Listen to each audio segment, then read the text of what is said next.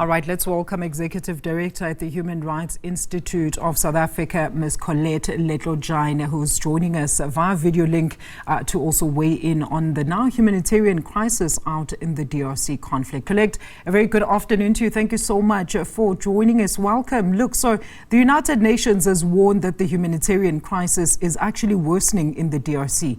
Do you think there is enough support from the international community to end this conflict? South Africa has been quite pivotal in taking Israel to the ICJ. Why do you think there's so much silence around mostly local conflicts that seemingly drag on for years without much resolution?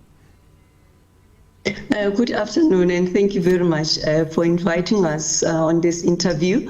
I think what is worrying is that the situation of women, the situation of children is very dire. And this call has been made for over 30 years. I hear myself, there's echo in the back. Turn down your TV set, Corlett, if you can. Yeah, I don't have a TV setting. Yes, so now what concerns us is that the AU has been involved as well in ensuring that the SADC peace force is formulated. We have a SADC peace military that is formed by some states like South Africa as well, and others, for example, who have shown commitment in support in providing ammunition to deter, to stop the conflict and the army that has been impunging into the DRC, for example, in search of minerals. We understand that natural resources is one of the attraction of the war, and everything is done, in striving to accumulate or to secure the area. And in doing so, they can even go to the extent of killing. There's rape of women, and there's murders, atrocities that are committed to women, the brutal murders that the women are facing in this war. It raises concern. How is Africa responding to its challenges? I know that the AU Peace and Security has even supported what the UN has called for immediate ceasefire and protection of the women and the ending of this conflict. However, we've seen the slow progress of addressing this, and this has caused more concern now because human rights violations that are committed on a daily basis, particularly to the women. When we have a mechanism at the UN and at African Union as well that seeks to protect their rights, and nothing like the movement of women, the movement of children holding small, belongings that could last for a week or for a day. And on the way, they are also not safe in their walk into safe countries. They are exposed to more war, they're exposed to more rape, sexual violences that the UN has been reporting about. And now we want to see progress made in terms of those that are responsible, for them to take responsibility. I think the MR23, I think it has been denying.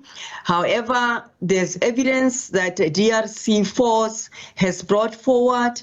Even the UN reports, they've indicated that actually we can see some of the responsible troops or rebels that they were even being captured to indicate that we can see who is part and parcel of that.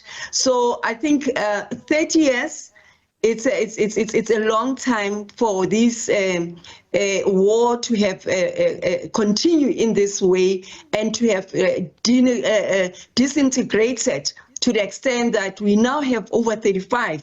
Others are even saying it's about 40,000 women that have become displaced and also are homeless in fearing this conflict that we are seeing. Absolutely, Corlett. I mean, the figures are staggering. About 7.2 million people have been displaced, with about 5.2 displaced internally. So how are humanitarian organizations as well as the international community actually responding to the crisis, you think? I think some of them, we do have those that are local, Doctors Without Borders as well, and their safety in fulfilling their role in assisting, in providing humanitarian assistance, medication, food as well.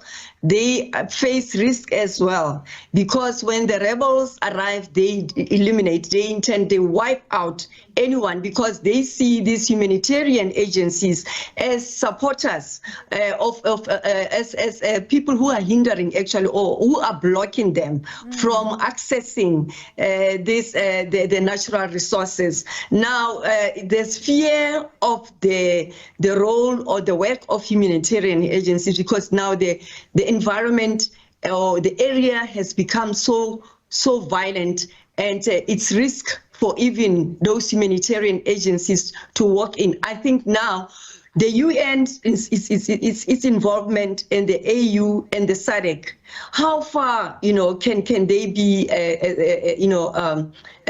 for example, the support that they need, the progress that they're making, it's like a drop in the ocean. Because when you look at the SADC countries, most of them, they do not have even adequate or appropriate equipment, let alone humanitarian, water, medical and food, for example.